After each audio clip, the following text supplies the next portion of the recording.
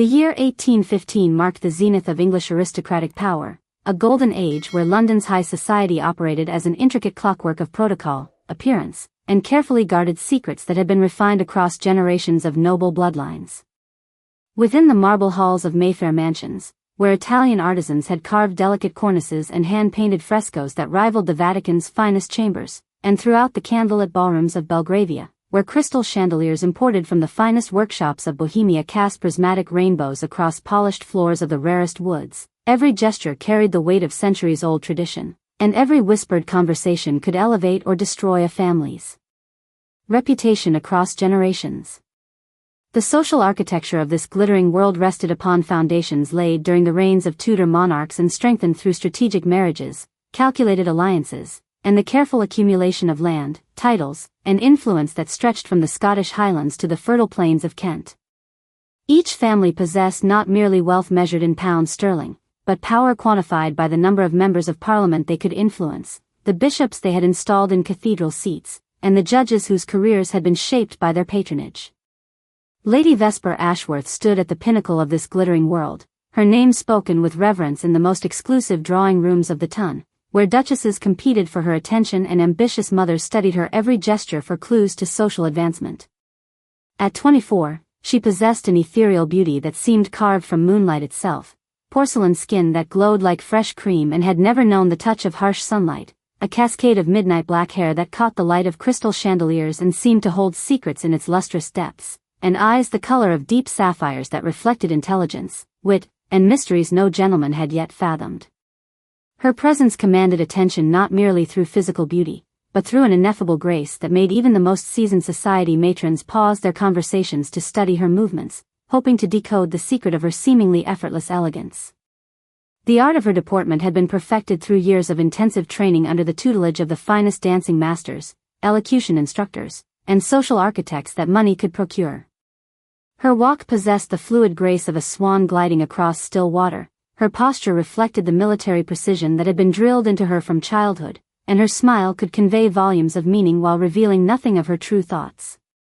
When she entered a ballroom, conversations paused not from scandal or shock, but from the simple human need to witness perfection in motion.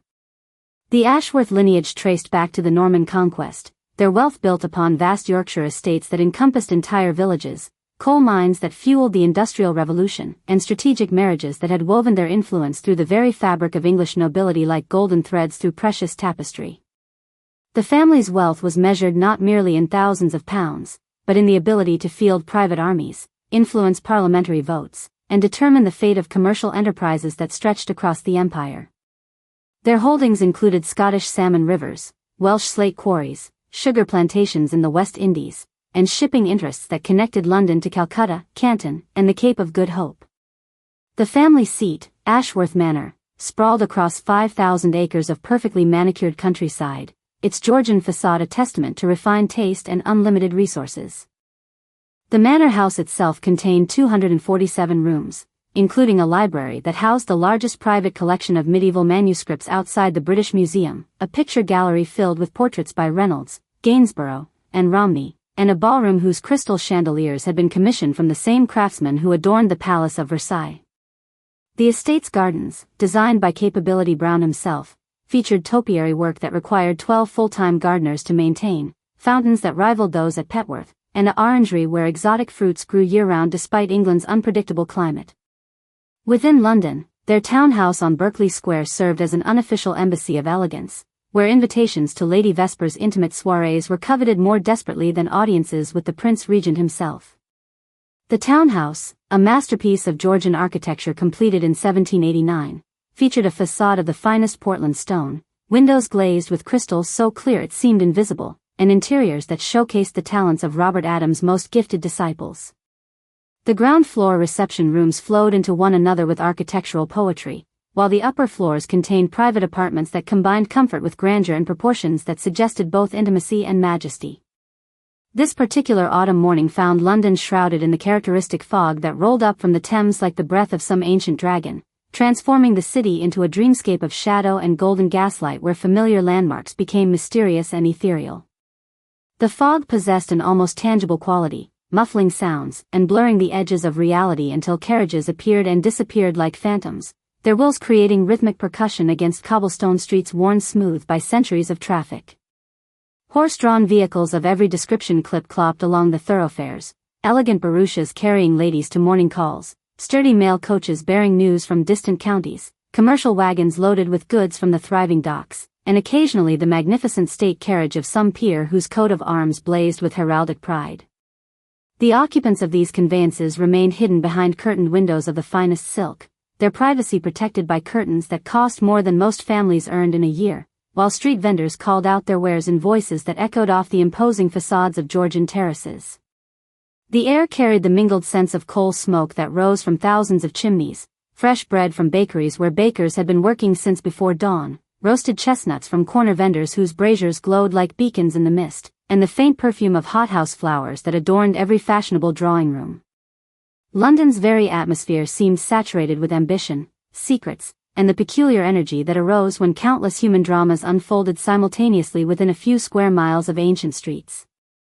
Inside the opulent morning room of Ashworth House, Lady Vesper sat at a delicate Chippendale desk whose every surface had been crafted by the finest cabinet makers of the previous century, her fingers tracing the edges of cream-colored correspondence that arrived with each dawn like offerings to a goddess of social influence.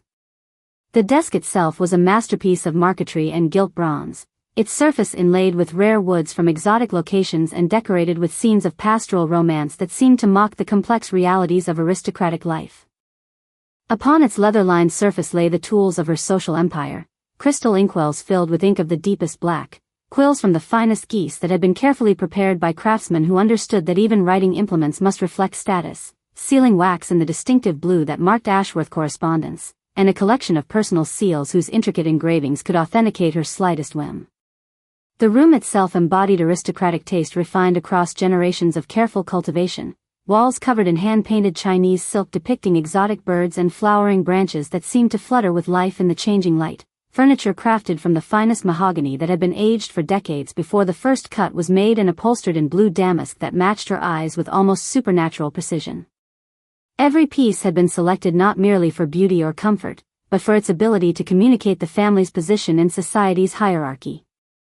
Crystal decanters filled with sherry and port caught the filtered sunlight, their contents glowing like liquid amber and ruby respectively, while oil paintings of long-dead Ashworth ancestors gazed down with expressions of eternal dignity that seemed to approve of their descendants' continued elevation of the family name.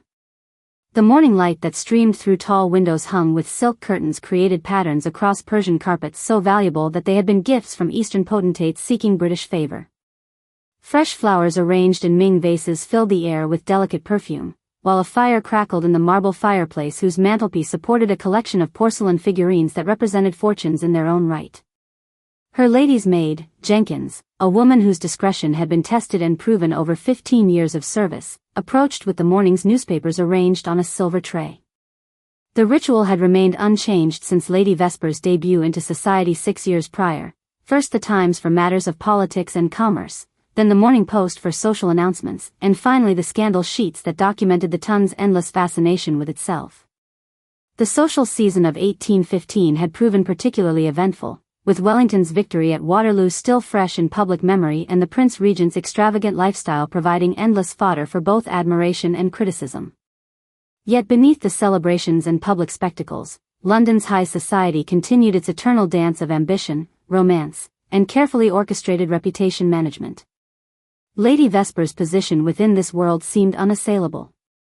Her charitable work with foundling hospitals had earned praise from both church and crown, while her patronage of promising artists and musicians had established her as a cultural tastemaker whose approval could launch careers.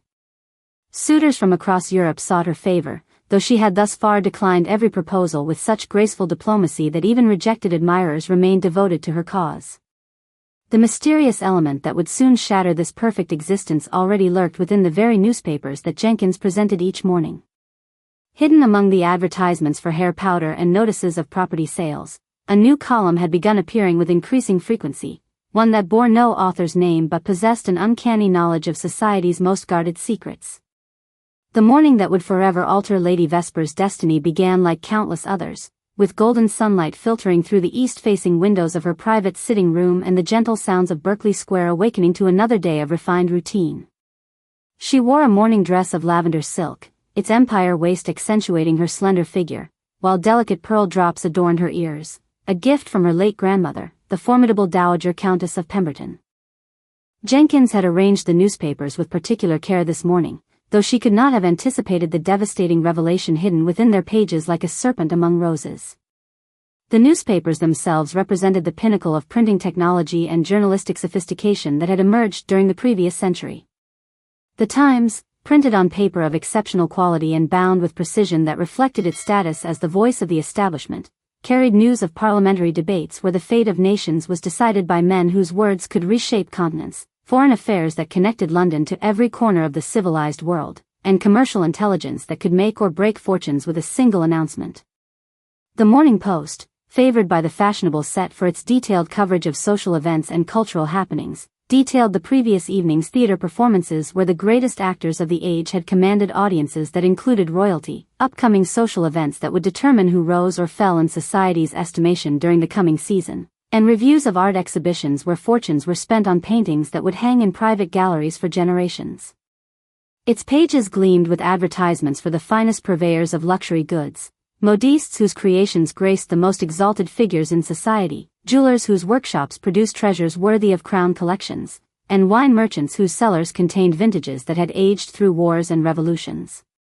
But it was the third publication, a scandal sheet known as the Society Mirror, that would prove catastrophic to Lady Vesper's carefully maintained world of elegance and propriety. This particular journal had gained notoriety for its sophisticated approach to gossip, elevating rumor and speculation to an art form that combined literary elegance with devastating accuracy. Unlike the crude publications that catered to the lower orders of society, the Society Mirror was written for and consumed by the very people it exposed, creating a strange dynamic where victims and voyeurs occupied the same drawing rooms and shared the same exclusive spaces. As Lady Vesper lifted her fine bone china teacup, painted with delicate rosebuds and edged in gold that had been applied by craftsmen whose families had served the royal porcelain manufactories for generations, her eyes fell upon a column titled, "Whispers from the Shadows." The teacup itself was part of a service that had been commissioned specifically for the Ashworth family, each piece bearing their coat of arms and created by artisans whose work graced the tables of European royalty. The anonymous author of the column, who signed only as The Observer, had gained notoriety throughout London society for exposing indiscretions among the ton with surgical precision and devastating accuracy that suggested access to the most private chambers and confidential conversations of the aristocracy. Previous targets of the Observer's attention had included a marquis whose gambling debts had reached levels that threatened ancient estates, a duchess whose affair with her husband's best friend had been conducted with brazen disregard for conventional discretion, and a viscount whose illegitimate children hidden away in the countryside had been supported by funds embezzled from charitable organizations he publicly championed. Each revelation had been crafted with literary skill that made the scandals read like chapters from the most engaging novels, yet the accuracy of every detail had been verified by subsequent investigations that inevitably confirmed the Observer's extraordinary knowledge of aristocratic secrets. The columnist possessed an almost supernatural ability to uncover information that should have remained forever hidden, suggesting either access to the highest levels of society or a network of informants whose reach extended into the most private spaces where secrets were shared.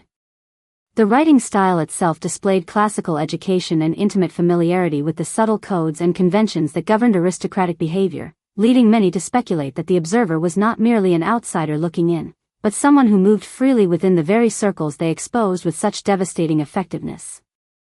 This morning, however, the column's focus had shifted to a figure previously considered above reproach, a woman whose reputation had been so carefully constructed and maintained that she had become almost mythical in her perceived perfection. It has come to this writer's attention, the piece began in elegant script that flowed across the page like liquid poison, that our most celebrated paragon of virtue may not be quite what she appears to the admiring multitudes who regard her as the epitome of aristocratic grace and moral elevation.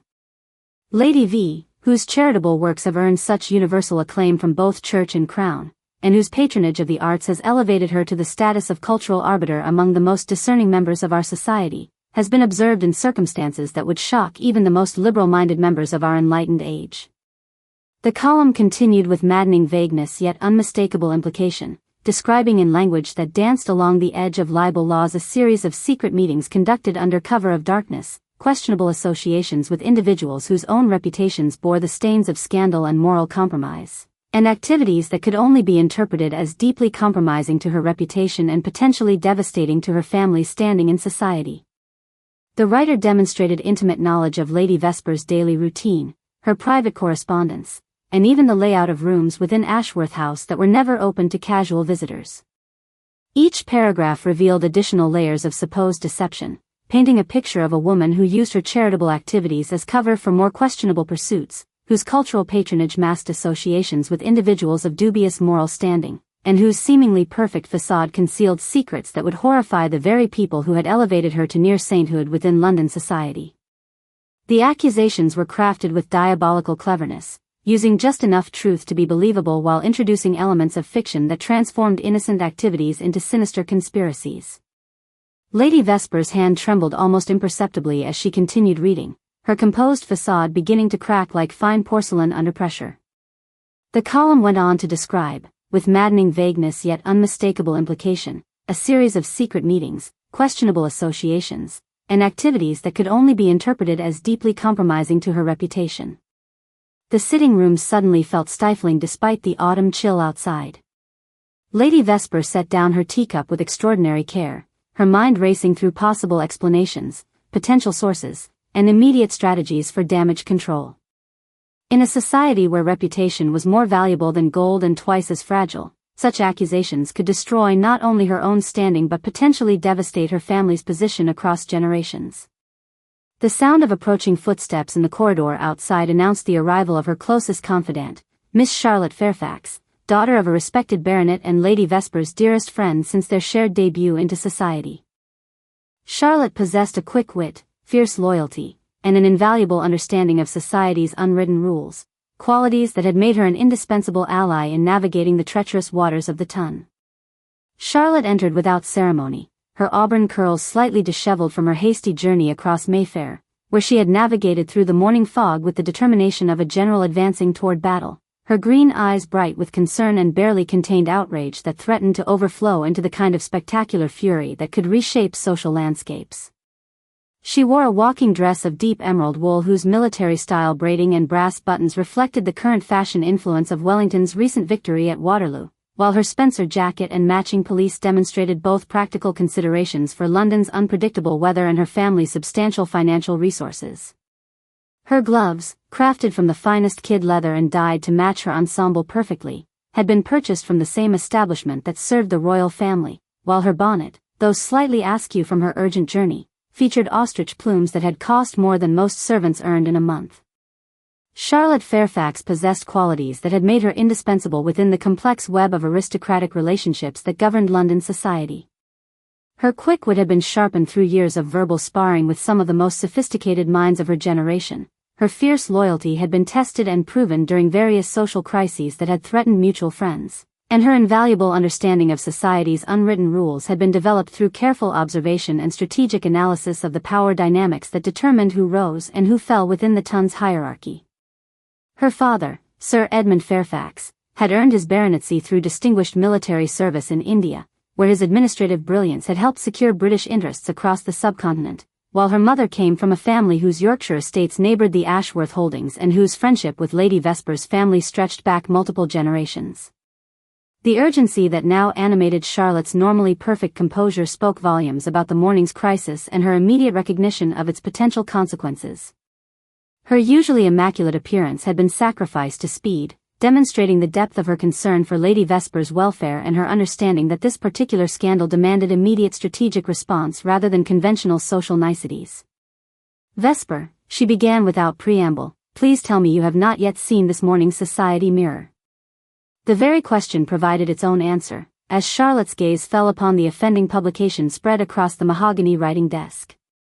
The two women stared at each other across the elegant morning room, years of friendship allowing them to communicate entire conversations through subtle expressions and meaningful glances that had been perfected during countless social gatherings where verbal discretion was essential but emotional support was desperately needed. Lady Vesper's sapphire eyes reflected a complex mixture of shock that someone had dared to attack her so publicly, hurt that the accusation struck at the very foundations of her carefully maintained reputation, and growing determination that suggested she would not allow these calumnies to destroy everything she had worked to build. Charlotte's features hardened into the protective mask she wore when defending those she loved, an expression that had been witnessed by various unfortunate individuals who had made the mistake of targeting her friends and discovered too late that her family's military traditions included both strategic thinking and willingness to engage in total warfare when circumstances demanded such measures. The morning room itself seemed to hold its breath during this moment of crisis, as if the very walls that had witnessed generations of family triumphs and tribulations understood the gravity of the current situation. Sunlight continued to stream through the tall windows, creating geometric patterns across the Persian carpets that seemed almost mocking in their cheerful regularity, while the tick of the ornate clock on the mantelpiece provided an audible reminder that time was passing and that decisions made in the next few hours could determine the course of Lady Vesper's future social standing.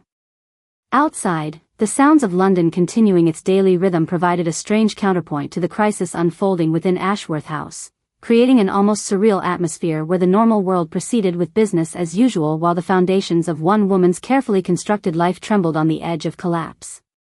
Vendors called out their wares in voices that had echoed through these streets for generations. Carriages rumbled past carrying their occupants to morning calls and business appointments that would continue regardless of whatever scandals might be brewing behind the elegant facades of Mayfair townhouses, and somewhere in the distance, church bells chimed the hour with reassuring regularity that seemed to promise that some things, at least, remained constant in a world where reputations could be destroyed between sunrise and sunset.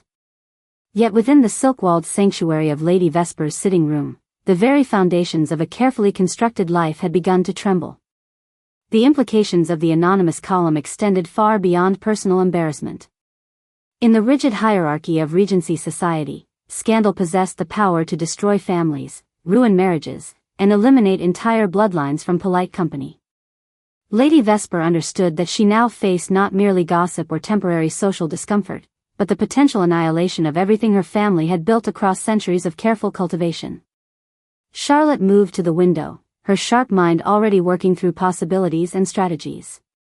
The autumn garden below displayed the last blooms of the season, late roses clinging to their thorns, chrysanthemums in shades of gold and bronze, and the carefully trimmed hedges that would soon surrender their leaves to winter's approach. The ordered beauty of the landscape seemed to mock the chaos that had suddenly invaded their world. "We must consider who could possibly know," Charlotte said softly, her voice carrying the weight of absolute discretion. "And more importantly, who would benefit from your destruction."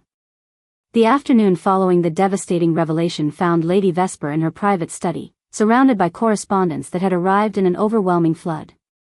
The room, typically her sanctuary of intellectual pursuit, now resembled a war room where strategy must be plotted with military precision.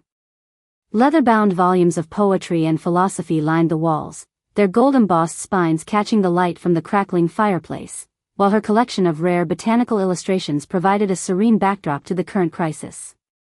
Among the letters expressing shock, concern, and barely concealed curiosity, one particular missive demanded immediate attention.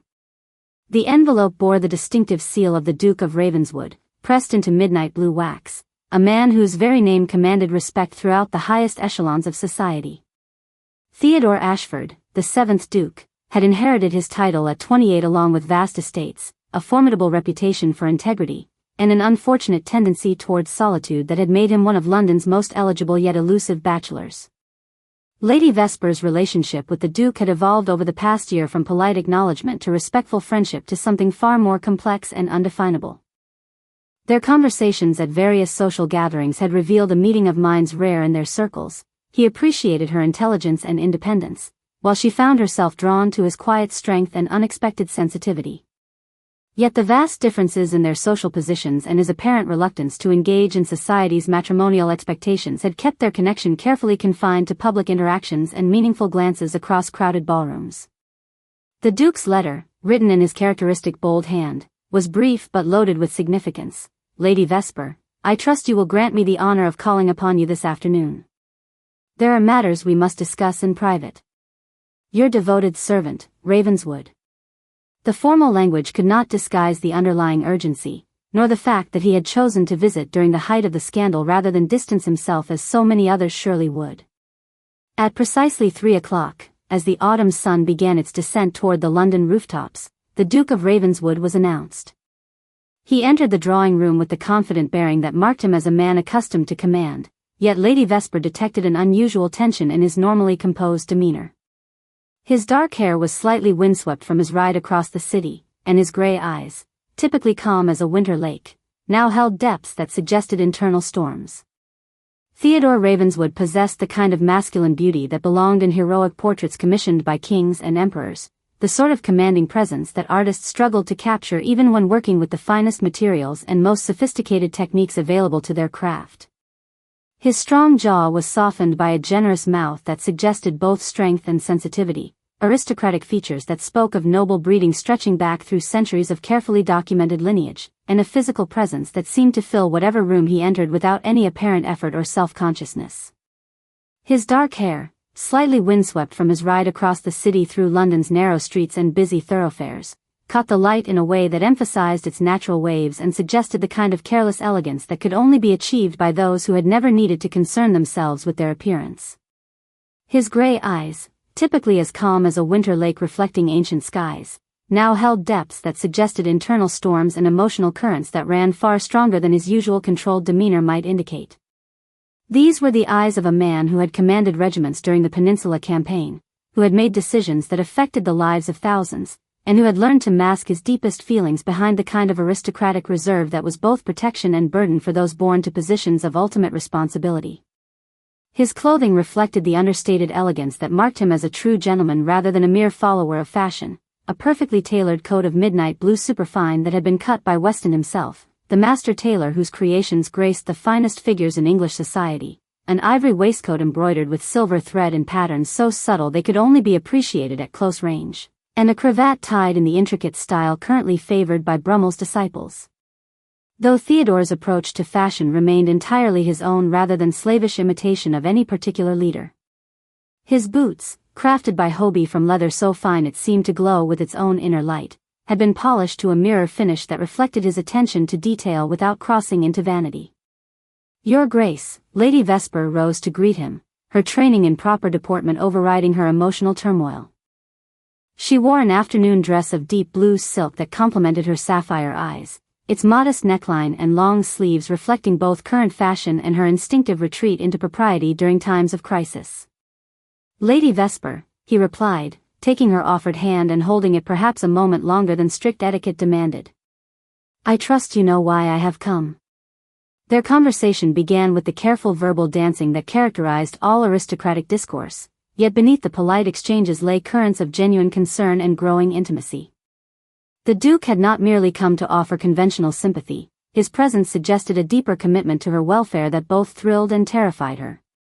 As afternoon light slanted through the tall windows, casting geometric patterns across the Persian carpet, their discussion gradually moved beyond the immediate crisis to explore the broader implications of living under society's relentless scrutiny. The Duke spoke of his own experiences with unwanted attention, the burden of inherited expectations, and the loneliness that often accompanied great privilege. "I have watched you navigate these treacherous waters with remarkable grace," he said, his voice carrying a warmth that made her pulse quicken. "Your strength and dignity have not gone unnoticed, particularly by those who value substance over appearance." Lady Vesper found herself caught between the dangerous pleasure of his obvious admiration and the practical necessity of protecting both their reputations during this vulnerable time.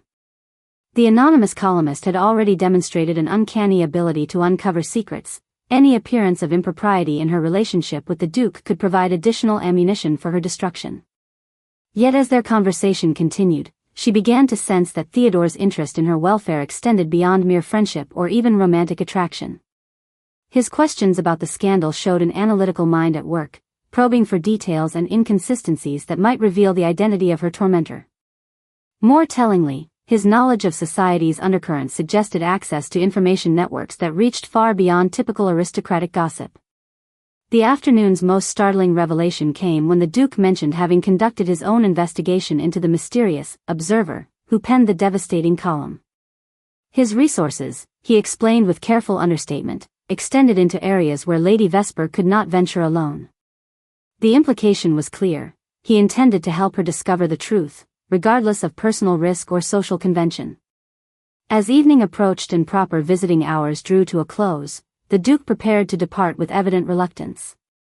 Their parting carried an electric charge of unspoken promises and shared determination. Lady Vesper realized that the scandal, devastating as it was, had also created an opportunity for authentic connection with a man whose feelings for her might run deeper than she had dared hope. Standing at the window watching his elegant carriage disappear into the gathering dusk, she felt a complex mixture of emotions swirling through her heart. The day had brought crisis and confusion, but also the unexpected gift of witnessing Theodore Ravenswood's true character under pressure. Whatever trials lay ahead, she would not face them entirely alone. The following week brought a series of revelations that would forever alter the landscape of Lady Vesper's world. The mysterious observer had remained silent since the initial devastating column, creating a tension-filled atmosphere throughout London society that crackled with anticipation and speculation. Drawing rooms buzzed with whispered theories, while the gentlemen's clubs saw unprecedented interest in wagering books that documented various hypotheses about the columnist's identity. Lady Vesper had maintained her public composure with remarkable dignity, continuing to attend essential social obligations while carefully selecting her appearances to minimize potential embarrassment.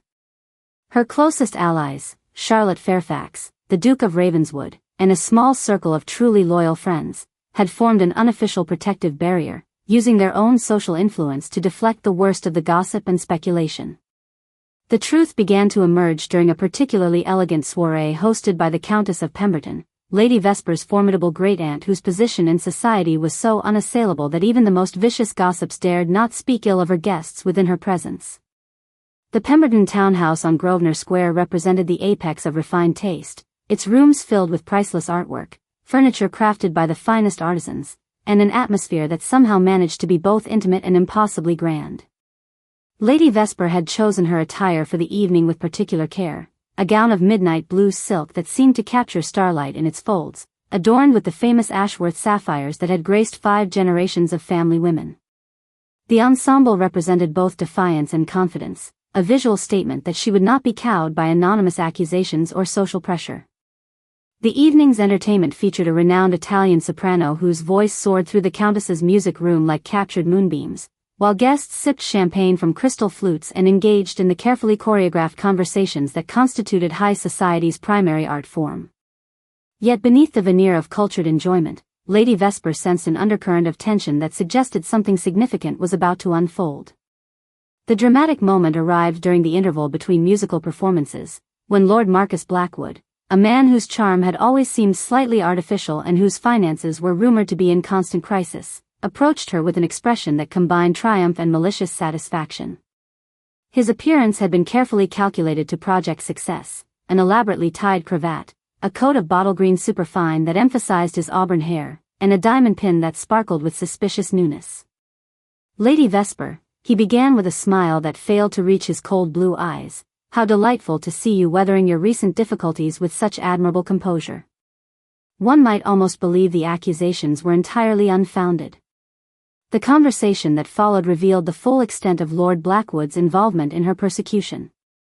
Through carefully chosen words and meaningful pauses, he made it clear that he had been feeding information to the anonymous columnist, using his position within their social circle to gather ammunition for her destruction.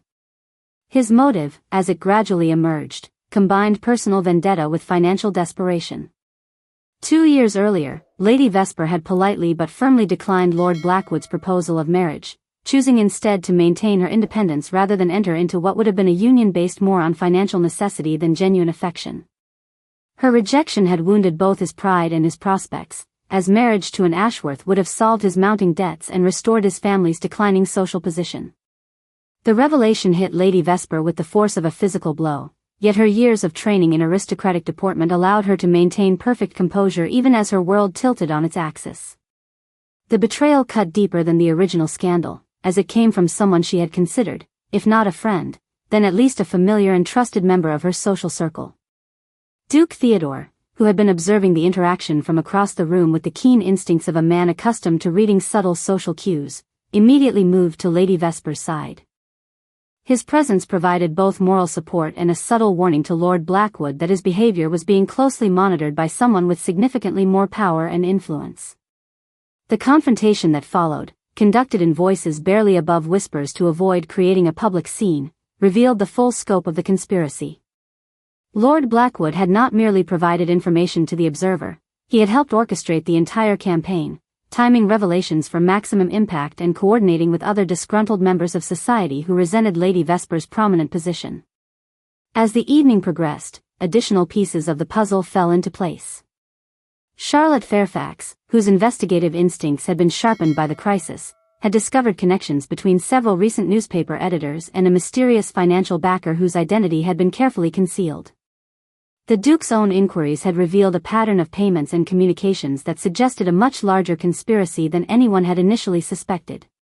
The emotional climax arrived when Lady Vesper realized that her torment had been orchestrated not by random malice or justified criticism, but by calculated revenge motivated by wounded pride and financial desperation. The knowledge that someone she had trusted had deliberately set out to destroy her reputation and happiness filled her with a cold fury that burned more intensely than any passionate outburst. Standing on the Countess's terrace as London glittered below them like a scattered jewelry box, Lady Vesper and the Duke shared a moment of profound connection. The crisis had stripped away the careful pretenses that typically governed aristocratic relationships, revealing the authentic emotions and genuine care that lay beneath their formal interactions. "I will not allow this injustice to stand," Theodore declared, his voice carrying the quiet authority of a man accustomed to being obeyed. "Lord Blackwood and his conspirators have underestimated both your strength and the loyalty you inspire in those who truly know your character." The week following the revelations at the Countess of Pemberton's soiree brought a dramatic shift in the balance of power that governed London's high society. Word of Lord Blackwood's treachery had spread through the interconnected network of noble families with the speed and efficiency that only the aristocracy could achieve when properly motivated. The very circles that had been whispering about Lady Vesper's supposed scandals now redirected their attention toward the far more compelling drama of betrayal, manipulation, and the spectacular downfall of a man who had overplayed his hand. Lady Vesper found herself in the unexpected position of receiving visitors who came not to gawk at a fallen woman, but to express outrage at her treatment and offer assistance in securing justice. The morning room at Ashworth House, which had been nearly empty during the height of the scandal, now overflowed with calling cards, flower arrangements, and personal visits from some of society's most influential figures. The Duchess of Marlborough, a woman whose approval could make or break social careers, arrived early on Tuesday morning wearing an expression that promised retribution for those who had dared to attack one of her favorites. Her silver hair was arranged in an elaborate style that spoke of both fashion and authority, while her morning dress of deep purple silk reinforced her reputation as someone who commanded respect through presence rather than mere title. "My dear Vesper," the Duchess declared as she settled into the blue damask chair that had been strategically positioned to catch the morning light, "the ton has been positively apoplectic since learning of Lord Blackwood's despicable behavior. I have taken the liberty of ensuring that his membership at White's has been revoked, and I believe you will find that invitations to significant social events will no longer be forthcoming." The systematic dismantling of Lord Blackwood's social position proceeded with the ruthless efficiency that characterized aristocratic justice when properly directed. Club memberships were revoked, invitations withdrawn, and financial backing mysteriously evaporated as influential families discovered pressing reasons to distance themselves from his various enterprises. The very network he had attempted to use against Lady Vesper now turned its considerable power toward his destruction. Duke Theodore's role in orchestrating this response revealed depths to his character and influence that even Lady Vesper had not fully appreciated. His quiet investigations had uncovered not only the full extent of the conspiracy but also evidence of financial improprieties that threatened to expose Lord Blackwood to criminal prosecution as well as social ruin. The Duke's resources, as it transpired, extended far beyond his considerable estates and included connections throughout the government, military, and financial institutions that formed the backbone of English power. The true identity of the mysterious observer emerged through a combination of careful investigation and strategic pressure applied to the right individuals at precisely the right moments. The anonymous columnist proved to be a struggling journalist named Pemberton Clark, whose gambling debts had made him vulnerable to Lord Blackwood's financial inducements and moral compromises. Clark's confession, obtained through a combination of legal threats and financial incentives, revealed the full scope of the conspiracy and provided documented evidence of the systematic campaign to destroy Lady Vesper's reputation. Charlotte Fairfax played a crucial role in the unfolding drama, using her extensive connections among the Tun's younger generation to ensure that accurate information about the conspiracy reached every drawing room and ballroom in London. Her influence among the ladies of society proved particularly valuable, as their collective power to shape opinion and determine social acceptance could not be underestimated. The sight of Charlotte openly supporting Lady Vesper while pointedly snubbing Lord Blackwood sent clear signals about where intelligent loyalties should be placed. The revelation of the conspiracy had an unexpected consequence in the form of numerous confessions from other members of society who had provided information or assistance to the anonymous columnist. These individuals, motivated by various combinations of guilt, fear, and desire for clemency, came forward with details that painted a picture of systematic manipulation and targeted harassment that shocked even the most cynical observers of aristocratic behavior. Lady Vesper handled these confessions with a grace that further enhanced her reputation among those who witnessed her responses. Rather than demanding punishment or expressing vindictive satisfaction, she listened to each apologetic visitor with dignity and offered forgiveness where genuine remorse was demonstrated. Her magnanimous behavior contrasted sharply with Lord Blackwood's petty vindictiveness and reinforced the growing perception that justice had been served through his downfall. The Duke of Ravenswood's courtship of Lady Vesper, which had been necessarily discreet during the height of the scandal, now emerged into the open with an intensity that set tongues wagging throughout the fashionable world. His public support during her darkest hour had demonstrated a devotion that transcended mere romantic attraction, while her courage under fire had revealed qualities that made her worthy of his exalted position. Their growing relationship became a symbol of how genuine affection could triumph over social manipulation and petty vengeance. As autumn gave way to winter and the London season prepared for its traditional retreat to country estates, the social landscape had been permanently altered by the events surrounding Lady Vesper's persecution and vindication. Lord Blackwood's exile from polite society served as a cautionary tale about the dangers of underestimating both the loyalty of true friends and the long reach of aristocratic justice when properly motivated. The anonymous columnist's final entry in the Society Mirror consisted of a full confession and apology, followed by the announcement that the column would cease publication immediately. Pemberton Clark's public acknowledgement of his role in the conspiracy and his obvious remorse helped to restore some measure of faith in the possibility of redemption, even for those who had fallen farthest from grace. The Christmas season of 1815 brought to London a sense of renewed harmony and justice that seemed to emanate from every snow-dusted rooftop and candlelit window. The scandal that had once threatened to destroy Lady Vesper Ashworth had instead become the foundation for a love story that captured the imagination of the entire ton and reinforced society's faith in the ultimate triumph of virtue over vindictiveness. The Ashworth townhouse on Berkeley Square had been transformed for the season into a winter wonderland that seemed to glow from within. Garlands of evergreen boughs adorned every doorway and mantelpiece, while white roses, grown in the estate's heated conservatories, filled crystal vases throughout the reception rooms. The scent of cinnamon and cloves drifted from the kitchens, where traditional Christmas delicacies were being prepared for the stream of visitors who had once again made Lady Vesper's home a center of social activity.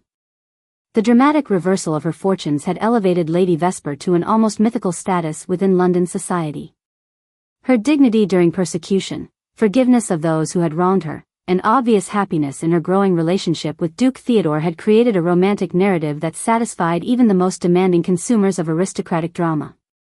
Young ladies throughout the ton now studied her deportment and dress with renewed admiration, while ambitious mothers pointed to her example when instructing their daughters in proper behavior under pressure. Lord Blackwood's complete social annihilation served as a powerful reminder of the consequences that awaited those who attempted to destroy innocent reputations through malicious gossip and calculated deceit. His exile from London society had been so complete that even his name was no longer mentioned in polite company, while his former associates distanced themselves with such thoroughness that he had become a cautionary tale whispered among the ton's younger members. The Duke of Ravenswood's proposal came during a private moment in the Ashworth family's magnificent library, surrounded by leather-bound volumes that had witnessed centuries of family history and tradition. The room itself seemed to breathe with accumulated wisdom and dignity, its tall windows overlooking the frost-covered garden where bare tree branches created delicate lacework patterns against the winter sky. Theodore had chosen his moment with characteristic careful planning, waiting until the immediate crisis had passed and Lady Vesper had regained her equilibrium before declaring feelings that had been growing throughout their shared ordeal. His proposal speech, delivered while kneeling among the ancient carpets where generations of Ashworths had made momentous decisions, combined passionate declaration with practical acknowledgement of their respective positions and responsibilities. Vesper, he began, using her given name for the first time in their acquaintance, these past months have revealed to me the full measure of your character and the depth of my own feelings. I offer you not merely my hand and title, but my complete devotion and partnership in whatever challenges life may bring us. Lady Vesper's acceptance, delivered with tears of joy brightening her sapphire eyes, marked the culmination of a courtship that had been tested by scandal and emerged stronger through shared adversity. Their engagement announcement, published in the Times with traditional formality, was received throughout London society with overwhelming approval and celebration. The wedding preparations that followed became a showcase for aristocratic splendor and refinement that captured the attention of the entire nation. Westminster Abbey was selected as the venue, its ancient stones providing appropriate grandeur for the union of two of England's most prestigious families. The ceremony would be attended by royalty, nobility, and distinguished representatives from across Europe who recognized the significance of this particular alliance. Lady Vesper's wedding gown, created by London's most skilled seamstresses under conditions of absolute secrecy, represented the pinnacle of Regency fashion and craftsmanship. Ivory silk had been specially woven with threads of silver, creating a fabric that seemed to capture and reflect light with each movement. The design featured the empire waist that flattered her slender figure, while delicate embroidery and patterns of roses and intertwining vines spoke to both tradition and renewal. The Ashworth family jewels, which had remained in their vault during the height of the scandal, now emerged to adorn the bride with a magnificence befitting her new status as future duchess. The famous sapphire tiara, created for the first Countess of Pemberton 2 centuries earlier, would complement her eyes while serving as a visible link between past and future generations.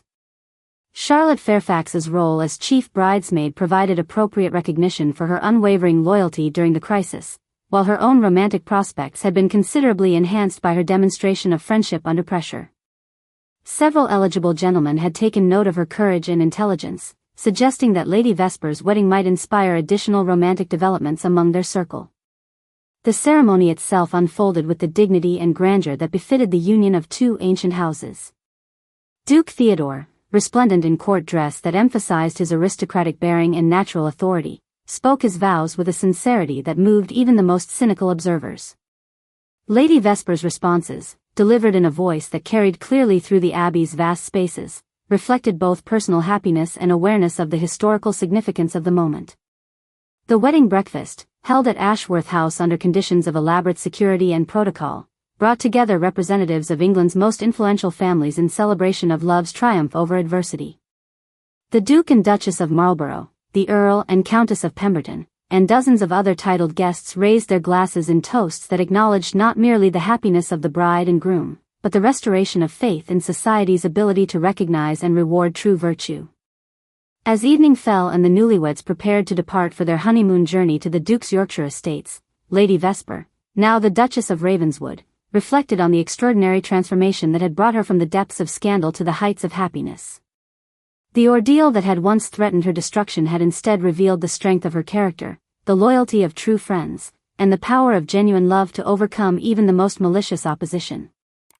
The story of Lady Vesper and Duke Theodore became a treasured tale within London society, repeated in drawing rooms and passed down through generations as an example of how virtue, when tested by adversity, emerges not merely unscathed but strengthened and ennobled. Their marriage represented more than the union of two individuals. It symbolized the triumph of authentic emotion over artificial convention, of genuine worth over superficial appearance, and of love over the forces that would seek to destroy it. In the years that followed, the Duchess of Ravenswood would become one of the most influential and beloved figures in English society, using her position to champion causes of justice and mercy while never forgetting the lessons learned during her own trial by scandal. The mysterious Observer's column never reappeared in any London publication, while Lord Blackwood's fate served as a permanent reminder that those who weaponize gossip and malice against the innocent do so at their own peril. The Christmas bells that rang across London on that memorable evening seemed to celebrate not merely the season of joy and redemption, but the eternal truth that love, when founded on genuine respect and mutual devotion, possesses the power to overcome any obstacle that human malice or social convention can devise.